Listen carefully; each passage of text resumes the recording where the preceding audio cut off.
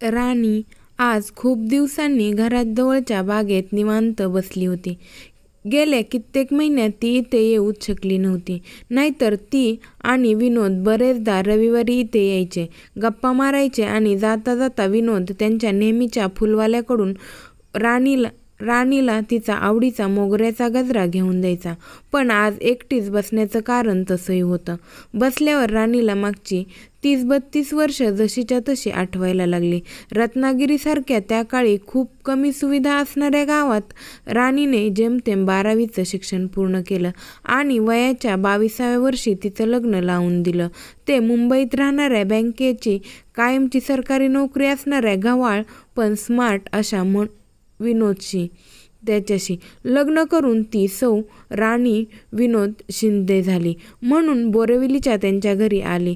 नव्या शहरात वातावरणात राणी पूर्ण बावरली आणि बावचळली होती. पहिले काही दिवस तिचे सासू सासरे होते त्यांच्या समवेत, पण नंतर तेही गेले गावाला. जाताना सासूबाई म्हणाल्या होत्या, सुनबाई जमेल हो सगळं हळूहळू. अगं आम्ही अजून राहिलो असतो, पण गावाला शेतीची कामे पण खोळंबलीत ना. तू पण सगळं शिकून घे, नाहीतर या मुंबईत टिकाव कसा धरशील. पण तू करशील सगळं माहिती आहे मला. असं म्हणून त्या गेल्या आणि सगळी जबाबदारी राणीवर येऊन पडली.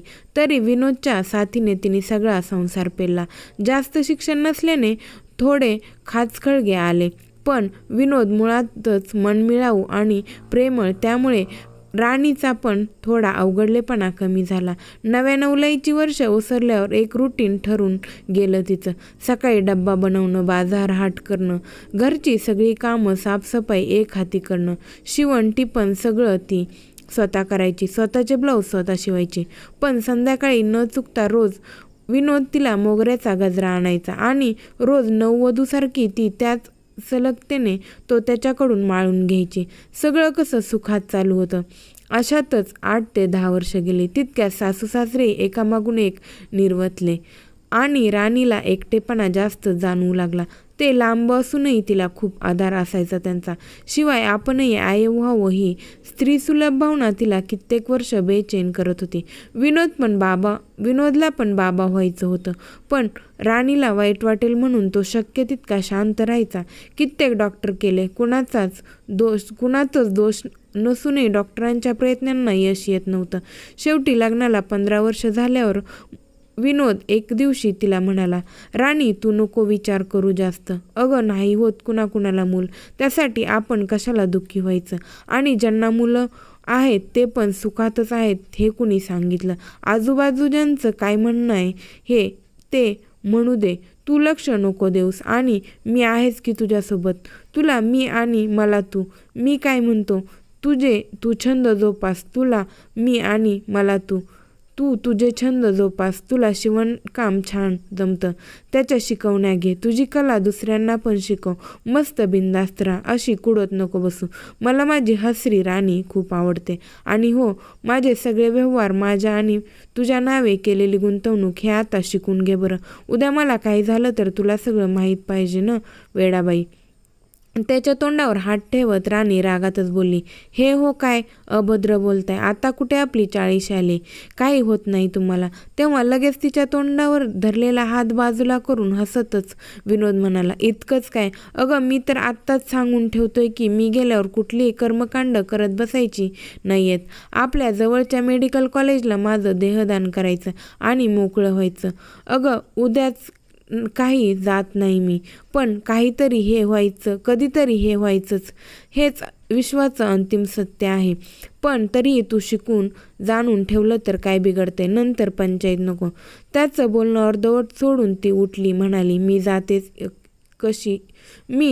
जातेच इथून. असंही वेळ येणारच नाही. मीच जाणार तुमच्या आधी. आणि तिने विषय तिथेच सोडला. थोड्या महिन्यांनी ती बाळाचा विषयही विसरली.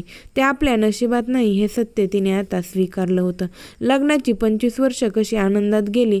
रौप्य महोत्सव पण दोघांनी अगदी छान साजरा केला. विनोदने सुट्टी टाकलीच पूर्ण दिवस. आता हळूहळू केसांत रुपेरी झाक चांगलीच दिसत होती.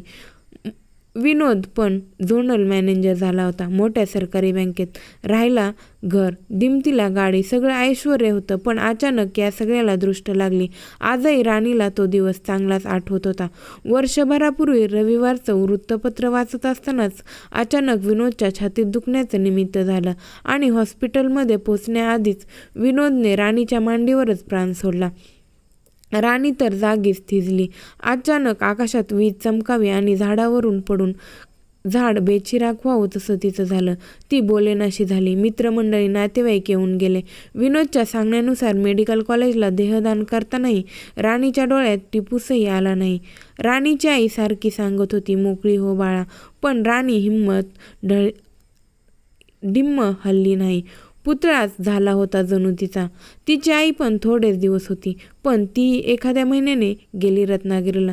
जाताना तू चल माझ्यासोबत, तेवढाच तुला बदल होईल, असं सारखं आई सांगत होती. पण हिचं हू नाही की तू नाही. आता घर खायला उठलं होतं म्हणून तिने एके दिवशी इतके दिवस बंद असलेलं विनोदचं कपाट उघडलं. त्यात सगळ्या त्याच्या आठवणी अस्ताव्यस्त पडल्या होत्या. त्यातच विनोद रोज लिहित असलेली डायरी पण होती. तिला अचानक आठवलं, विनोद रोज रात्री डायरी लिहायचे. ती तिने आधाशासारखी वाचायला घेतली. त्यात बरंच काही लिहिलं होतं. पुरुष माणूस धडाधडा बोलत नाही हे ऐकलं होतं, पण एकांतात स्वतःशीच इतके बोलतात याचं तिला आश्चर्य वाटलं. विनोद मेघाबद्दल, राणीबद्दल खूप काही लिहित होता. कधी राग व्यक्त करत होता, तर कधी अगदी भरभरून. शेवटच्या पानावर म्हणजेच विनोदने गेल्याच्या आदल्या दिवशीचं लिखाण वाचून तर ती थक्कच झाली. विनोदना मरण दिसलं होतं की काय, आधीच असं तिला वाटून गेलं. विनोदने जे लिहिलं होतं, राणी, आज बऱ्याच वर्षांनी तुला पत्र लिहावंसं वाटतंय. कोण जाणे तू हे कधी वाचशील, कदाचित लवकरच. बँकेत असताना बदली व्हायची तेव्हा तिथून पत्र लिहायचं, तसं आज का कुणास ठाऊक काहीतरी वेगळंच वाटतंय. राणी, तू आपल्या घरासाठी खूप केलंस. मी मात्र कामामुळे तुझ्यासाठी काहीच करू शकलो नाही. पण एक मात्र आहे, उद्या जर मला काही झालं तर मी तुला तुझ्या 100पर्यंत पुरेल इतकी सोय केली आहे. आणि तसं नाहीच झालं तर मी आहेच त्यातला वाटेकरी. तू कधी लक्ष दिलं नाहीस पैशांच्या व्यवहारात, म्हणून मला कधी तुझा खूप राग यायचा. पण तू हसलीस की सगळा राग कुठल्या कुठे पळून जायचा. राणी, मी आज तुला एक गुपित सांगतो. मी जे काही कमावलं आहे, जी गुंतवणूक केली आहे, ती सर्व कागदपत्र तुझ्या नावानेच घेतले आहेत. आणि जे आपल्या गावच्या घरी असलेल्या कपाटातल्या लॉकरमध्ये आईबाबा गेल्यावर सेफमध्ये ठेवले आहेत. लॉकरची चावी माझ्या जुन्या पांढऱ्या रंगाच्या कॉलरवाल्या शर्टच्या खिशात आहे. ते तू बघ. आणि मी हेही दिलखुलासपणे सांगतो की जर मी तुझ्या आधी गेलो तर तू दुसरं लग्न करू शकतेस. अगं, कंपनीची गरज असतेच ग. हो, पण तरी तुझ्या मनातल्या तळ्यात तुझ्या या विनोदला जपून ठेवशील ना. तुला एक प्रेमळ शिक्षाही ठोठावणार.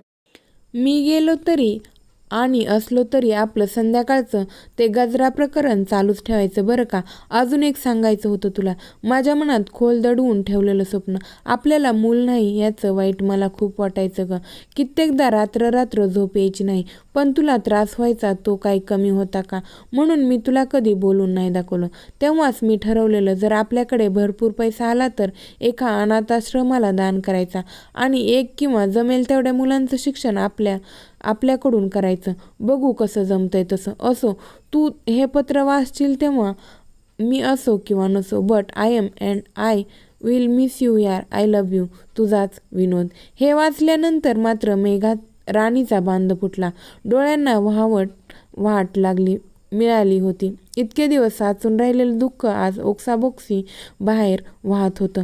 हे सगळं आठवून तिलाही आजही त्यांच्या दोघातल्या बागेतल्या नेहमीच्या बाकड्यावर बसून हुंदका दाटून आला. पण त्या दिवसानंतर तिने कधीच मागे वळून पाहिलं नव्हतं. शहाणपण येण्यासाठी हा पर्याय खरं तर तिला अजिबात नको होता, पण त्यालाही आता पर्याय नव्हता. तिने थोड्याच कालावधीत सगळे व्यवहार चोख शिकून घेतले. विनोदने केलेली गुंतवणूक तिने अजून वाढवली. शेअर्समध्ये तिने भरपूर नफा कमवला आणि आज तिने विनोदच्या वर्षश्राद्धपूर्तीला विनोदचं एक स्वप्न पूर्ण केलं होतं. तिने गुंतवणुकीतून केलेला नफा एका अनाथाश्रमाला दिला आणि एक नव्हे तर चक्क 2 मुलांचं शिक्षण आता ती करत होती. एक मुलगा आणि एक मुलगी. आता ती त्यांची माय बनली होती. विचारांच्या नादात स्मित हास्य करत ती उठली. नेहमीच्या फुलवाल्याकडून तिने आज एक नाही तर 2 गजरे घेतले. एक तिने तिच्या केसात माळला आणि एक विनोदच्या फोटोला घालून दिवा लावून मनापासून नमस्कार केला. आज मात्र फोटोतल्या विनोदच्या डोळ्यात त्याच्या स्वप्नपूर्तीची वेगळीच चमक तिला दिसत होती. समाप्त.